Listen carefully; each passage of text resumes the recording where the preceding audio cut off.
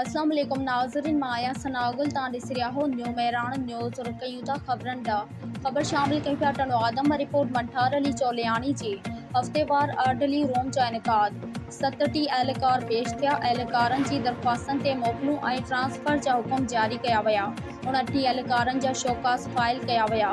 सागर तफ़सील मूजिबि SSP सागर गुलाम नबी केरियो पंहिंजी ऑफिस में हफ़्तेवार अर्डली रूम मुनक़द कयो, जंहिंमें 37 एहलकार पेश थिया ऐं पंहिंजा जाइज़ मुतालबा पेश कया, जंहिं ते SSP सागर फौरी तौर ते जाइज़ मसला हल करण जा हुकुम जारी करे छॾिया ऐं अर्डली रूम में मुख़्तलिफ़ दरख़्वास्तनि, शिकायतनि ऐं शोकास नोटिस जा फ़ैसिला कया। तसली बख़्श जवाब ते 29 शोकास नोटिस फाइल कया, जॾहिं त 2 एहलकारनि खे संदसि दरख़्वास्तनि ते रिटायर कयो वियो ऐं 2 खे मोकल ते रवानो कयो वियो।